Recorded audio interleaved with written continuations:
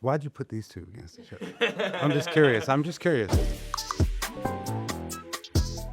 My name is Jeremy Hecht here with UPROXX. This is the sound check where music meets tough decisions. Today we're joined by a great lyricist, a dope performer, and one of the most humble guys in the rap game. We have Evidence in the building. How you feeling?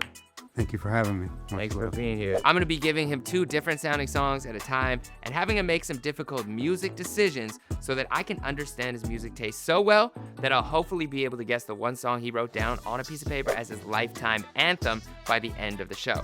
Let's get into it. Was that a difficult decision for you to write down? It took a minute. It really took a minute because, it was like almost like a what's your song to be stuck on an island with, right? Yeah. That kind of vibe. So yeah, you got to ask yourself that question. It's serious. That's like your favorite movie or anything else. It's a serious. You can't take this decision lightly. So these first 2 groups, a little bit of a different sound, but which one of these songs would you rather listen to? It's Friday, you went for a long stay.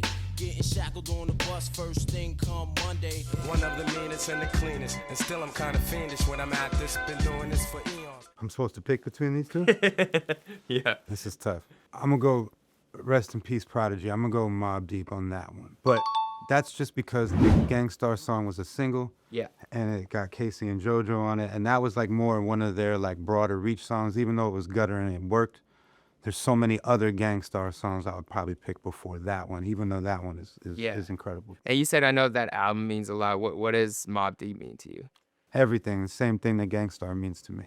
Mobb Deep to me was like the continuation of Nas. To me, it was like the next thing after Nas was like, oh, there's more from this area. You know what I mean? And then the Infamous might arguably be one of the best rap albums of all time. These are 2 storytelling songs, but very different sounding. I know you love both groups, so which version of storytelling do you listen to? Eleanor Rigby picks up the rice in the church where a wedding has been.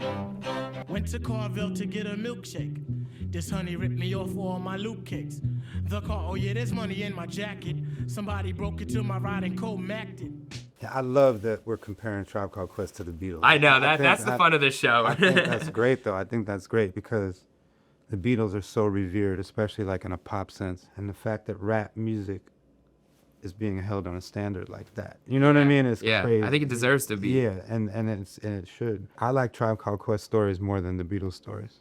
I do. Yeah. I understand them better. But my mom was a huge Beatles fan, yeah. So I know you like have samples. Yeah, and so like you love what your parents played. Yeah. There's no way around that. When did you first hear Tribe? The first record. No, I mean even before that, when they were on the Jungle Brothers shit. Like I've been, Q-Tip's voice the first time I heard it. It was Black is Black, or I don't remember what it was, but it was like, whoa, what's this? You know what I mean? Yeah. Because it was like most high registers were for females at that time. Yeah. You know what I mean? There really wasn't one. I don't think of one before him. Okay, this next round, these are 2 people that you said really inspired you to want to be known as a MC producer, the duality of both. My hip hop will rock and shock the nation like the Emancipation Proclamation. Pumping it work, hooking up curses and slurs, smoking my brain in a mush. I became famous for blaming you. Why'd you put these 2 against each other? I'm just curious. This was based on you had said RZA and LP were basically the 2 that you said like. Right. I would love to That's fair. be known in the same vein as.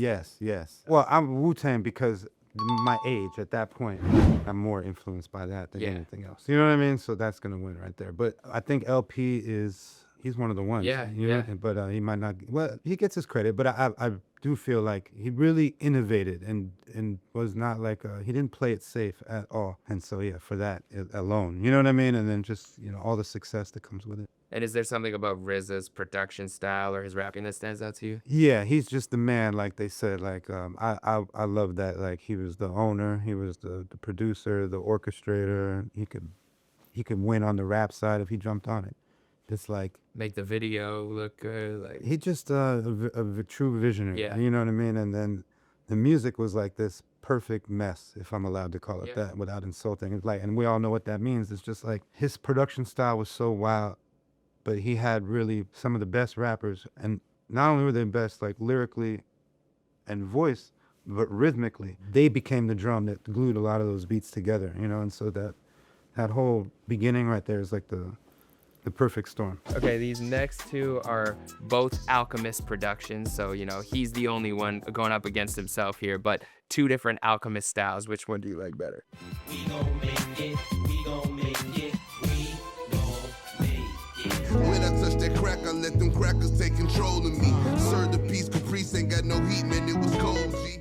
But that's unfair to Freddie. You know what I mean? It is. That's it is, unfair it is. because that's we gonna make it is the moment. You know what I mean? Yeah. Generationally speaking, if you're young, you might like the second one. Yeah. I might pick Freddie out of those two. So that's what's crazy to me about this, and a testament to what Alchemist has done, which very few, if any, have done, is like really stay relevant in the realest sense of the word. Well, You know what I mean? performed Like- at that high of a level for that. Like, it's like he's still coming out with maybe his best work Yeah. with each project. It's insane. Yeah, and I've been there for all of it, Yeah. which is just nuts. Yeah, we gonna make it. It's just Crazy. Yeah, that's the one. New Step Brothers album somewhere. Do we have a bunch of songs unreleased? yeah. Careful what you ask for. Okay, these are two different sides of Kanye, the old Kanye, but you said one of them was one of your favorite songs and one of them you actually had a hand in. We have an intro versus outro Kanye. By himself, he's so impressed. I mean, damn, did you even see the test? You got D's, motherfucker D's, Rosie Perez. Raise your glasses, your glasses, your glasses to the sky. I think I like Good Morning, but I'm jaded because Yeah, you were there for last call. for the last Yeah, call. yeah. The only reason I don't say last call is because the sample didn't clear. So it's supposed to sound a little different. It's replayed. It's like music. It's like Oh, okay, Ken Lewis yeah, or like yeah. somebody they got to replay it, and we had a musicologist sitting there, and they'd submit it. They go, no, it's still too close, and then they submit it again and come back until they were like, all right, this is changed enough to where. So there's like a professional person in there to be like, this is Yes, far enough that's- away that we can clear this That's, as a that's non-sample. guessing whether you'd get sued or not. Wow. You know what I mean? And basically, and how much that musicologist, you know what I mean? And yeah, it's 62% different now. That's I didn't even know that was a Because it was Bette Midler, so it was like she just denied it. You know what I mean? And so Yeah. The original version is way doper with the loop. Is it in You know what I some mean? hard drive somewhere? Yeah, I got it on my MPC. Everybody begs me to put it out. I don't know. And then I know you said he was like telling the story at the end, and then you're like, but yeah, don't you want to rhyme this? And he's like, not everything in life has to rhyme, or some crazy shit that Kanye. Yeah, would say. there's so many. In all fairness to Kanye, he really is the same person previous to blowing up to being where he's at. He's been that like there's like amazing like wow moments before he had a song. Yeah, out, you know? yeah. He's like that. Okay, these are two of your goats. Different coasts, different sounds, but which song were you likely to play on an everyday basis? 460, always let tricks know and freaks know we got that endo. King poetic, too much flavor, I'm major. Atlanta ain't braver, I pull a number like a pager. Halftime by far, and I would have put that.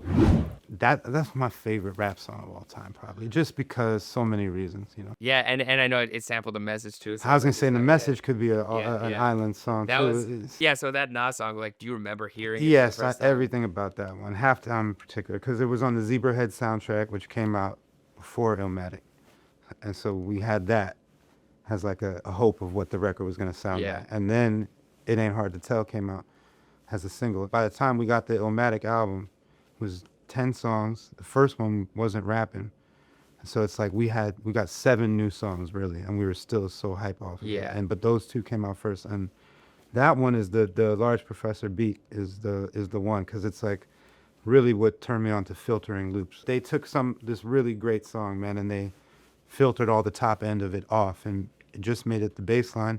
And if you listen carefully, you can kind of hear the voices coming through in the singing. And then he mixed that with a break beat that got like jingle bells, and it was like the perfect blend of like what a break beat and a loop and how they fit together. And then with the rapping, I was really into Cool G rap, and it reminded me a lot of that, but in a slower flow. Yeah. And so I was like, oh, this is gonna be, and a younger voice. And so yeah, I love that record because it was before Illmatic, and not everybody knew about Nas yet. You know what I mean? Is that your greatest rap album of all time? It's up there, yeah. Yeah. Okay. Yeah. These are two legendary producers, and so this is more about the instrumentation as a producer. Which song inspires you more? Which one you listen to the beat more? Mobilizing a single pound. The Black Prophet, one day I got struck. Explosive. West Coast shit, my niggerish ways attract girls that used to turn they back. J. Rue, for sure. The Premier. Yeah. 100%. It's like Dr. Dre is the standard Yeah. that everybody wants to achieve, and then Premier was the East Coast version of the standard Yeah. that everybody wanted to achieve. And they both existed kind of in the same time, but Premier sound will always resonate with me more. If you're listening to Explosive, it sounds like a replay version of a sample. Yeah. So they were more getting into like the supersonics of like first generation music and how far you could push that. And that's why Dre's shit was going above everybody else. But the Premier side was more like my heart. We're now at the part of the show where I have to make the real guess. The tables are turned on me.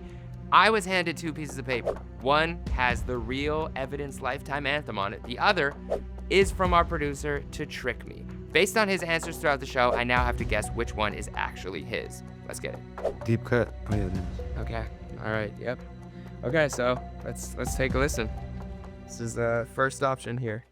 We used to play out in the rain. Your mama scolded us. Just waking up in the morning, gotta thank God. I don't know, but today seems kinda odd. Okay, I'm not gonna lie. This is tougher than it might seem because like based on your music taste, everything would just lead to Ice Cube because it's like we were talking like even we went like the Beatles and Tribe. It was all like it was rap, it was the instrumentals, it was the artists. You didn't pick Ice Cube in our round. It was Ice Cube and Nas. You went with Nas, but for a good reason for that song. But the other song was, I mean, it didn't maybe fit any of the music taste, but it was a great song. It was upbeat. It feels like it would be good if you were listening to it on an island. You have a 50-50 chance. It's a 50-50 chance, yes. That is a great way to think about it. I'm gonna go with Remember the Rain. Let's go. Let's go! Oh my God. I'm not gonna lie. That was, I almost went Ice, because I was like, because what's happened before You weren't is- going to lose your job either way. You're still- no, that is very, not much riding on it, except my streak. Me and Elise are battling right now, and it's getting close to 50-50 of a record, and that's not a good boxing record. But okay, why this song? Why is this song your lifetime anthem? I don't know. It's like both my parents were super Michael Jackson fans, and like Silver's kind of like known as like a, I don't know if it's an insult, but similar to the Jackson. Yeah. You know what I mean? And so the song's talking about the rain, which Yes. Weatherman, Yeah. and the notes and the melody. There's a couple pieces in there that have been sampled that are true to me as well. And before I perform, I always play this. I would be interested to find out what key this song is in, because I bet you I like anything that's in this key. It's an E minor. E minor. Yeah. Now go find out what other good R&B songs are E minor, and they're all gonna be good, every single one. Superstition, Killing Me Softly, The Boy Is Mine. Yeah. I'm onto something. And you are E major. Ooh. See that? See that? But that is transitioning to your music. I know we got to hear about all your influences, but all of this has blended into what we know as Evidence. And I feel like even the new project feels like it's very you. What was the main intention with this new project sonically when you were creating it? Yeah, I think what you said is cool. I feel like this is the closest album I have that would sound like us having a conversation in person. You know what I mean? And so making it a very hard to tell thing between the song and who I am as a person. I think when we get on a mic, sometimes we want to flex and we want to create a character, especially with our voice, you know? And so this one, trying to just undo that as much as possible. Thank you for your time, your energy. Appreciate you. Let's go. There you have it. That was a sound check. Back on top. If only for a week, I will enjoy this week, okay? Evidence was super chill, super dope. I love how intricate he was with his answers about the actual music. I feel like producers watching this will really enjoy this episode. Send it to your producer friend too, somebody who makes beats. Send this episode to them. Hit the like button and be sure to hit more episodes right here if you made it all the way to the end of the video. We'll see you next week. Peace.